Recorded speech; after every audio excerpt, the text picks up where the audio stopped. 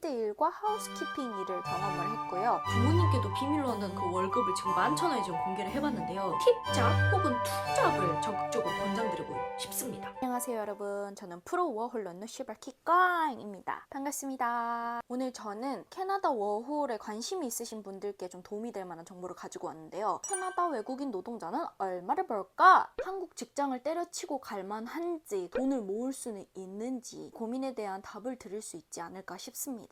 지금까지 저는 캐나다에서 가이드 일과 하우스키핑 일을 경험을 했고요. 직장에 대한 특징과 제가 얼마를 받았는지 이 수입을 좀 세세하게 공개를 해보도록 하겠습니다. 바로 다 건너뛰고 얼마를 벌었는지 그런 돈을 확인하고 싶으신 분들께서는 아래 설명란에 있는 그 타임스탬프 있잖아요. 그거를 좀 참고해 주시면 좋을 것 같습니다. 영상 끝까지 시청해 주시면 정말 감사하겠습니다. 직종 소개를 먼저 해보도록 하겠습니다. 저는 캐나다에 있는 한 관광회사에서 가이드 일을 했었습니다. 공항 픽업, 방한복 정리, 데이 액티비티 등 다양한 일들이 포함되어 있었습니다.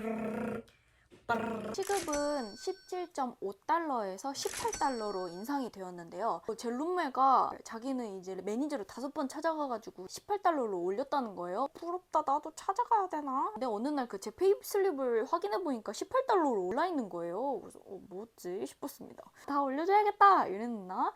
가이드 일을 하면은 이제 팁을 잘 받을 수 있는 거 아니냐라고 생각하시는 분들이 있는데요.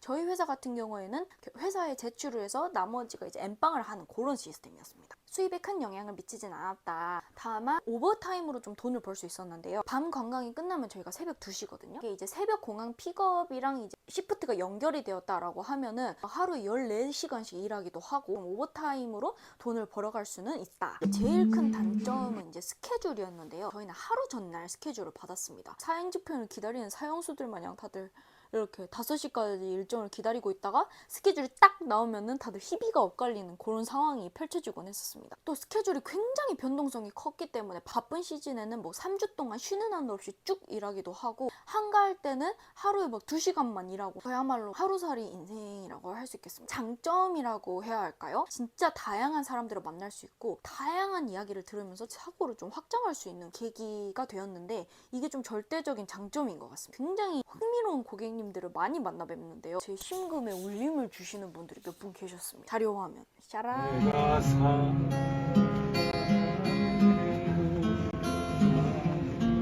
할 일이 하겠지.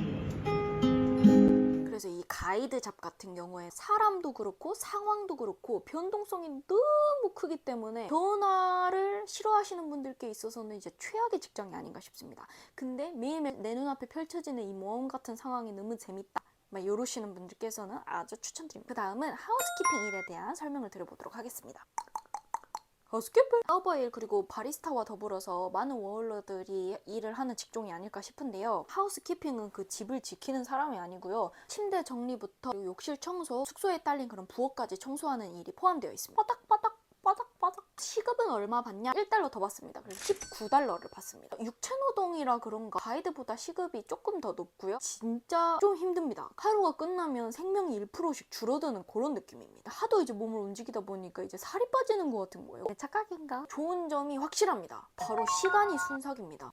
눈 하나 깜짝 하고 이제 집을 몇 개 치우다 보면 하루가 끝나 있습니다. 일하는 동안에는 뭘 듣건 제 자유거든요. 그래서 저 같은 경우에는 아침에 이제 출근하기 전에 영어 공부를 간단하게 하고 그날 공부했던 것들을 집을 청소하면서 듣는 식으로 그 시간을 나름대로 활용을 하고 있습니다. 근데 이거는 직장마다 모두 케바케인 게, 다른 호텔에서 제 친구가 일을 하고 있어요. 근데 그 친구는 그 음악을 듣는 게 금지되어 있다고 하더라고요. 근데 어떻게 견디나 모르겠어요. 그래서 생각 없이 이제 몸을 움직이다 보니까 자동 명상이 된다. 하지만 육체가 굉장히 피로하고 단순한 반복 작업이 싫으신 분, 그런 분들한테는 최악의 직장이 아닐까 싶습니다. 가장 중요한 수입 비교를 해보도록 하겠습니다. 한 달에 얼마를 벌었을까요? 가이드 일과 하우스키핑 일을 하면서 벌었던 실제 세후 수입을 좀 공개해 보도록 하겠습니다. 세부적인 사항이 너무 다르기 때문에 정확한 비교를 하기에는 어렵지만 제 통장에 직접 꽂힌 돈을 공개해 볼 테니 여러분들께서 각자 판단해 주시면 좋을 것 같습니다. 가이드 일 3개월 기준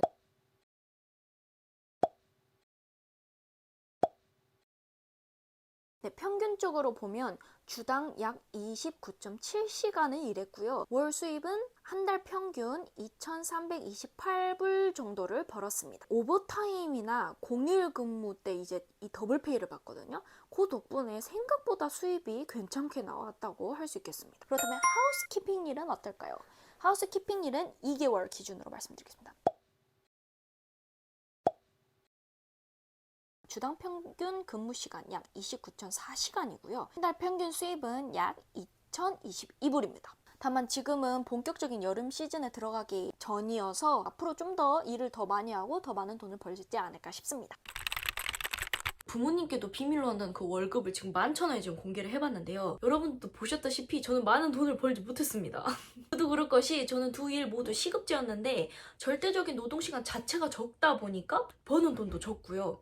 더군다나 팁도 못 받다 보니까 가난한 것은 인지상정이더라. 그래서 만약에 이제 여러분들의 워홀의 목적이 여행을 많이 다닌다거나 혹은 외국에서 공부를 하신다거나 이런 이유에 의해서 돈을 많이 모으셔야 된다면 팁잡 혹은 투잡을 적극적으로 권장드리고 싶습니다. 그래서 여러분들이 이제 오시기 전에 고민하시면 좋을 것이 내가 일을 하는 제 일의 목적이 뭔가. 제가 가이드 잡을 고른 첫 번째 이유는 바로 경험이었습니다. 저는 오로라를 공짜로 보고 싶었기 때문입니다. 직장을 통해서 오로라를 맨날 첫날 보기 때문에 가난해도 괜찮은 거예요. 만약에 저의 제1의 목적이 돈이었다면 오로라를 맨날 첫날 봐봤자 이게 밥이 나옵니까? 떡이 나옵니까? 아무 의미 없는 거예요. 그래서 여러분들도 여러분들에게 중요한 가치가 뭔지 좀 고민을 해보신 후에 직장을 골라보시는 게 어떨런지 한번 조심스럽게 제안드려 보겠습니다. 근데 이제 아무리 어렵게 살았다 해도 또 희한하게 또 돈을 모았답니다.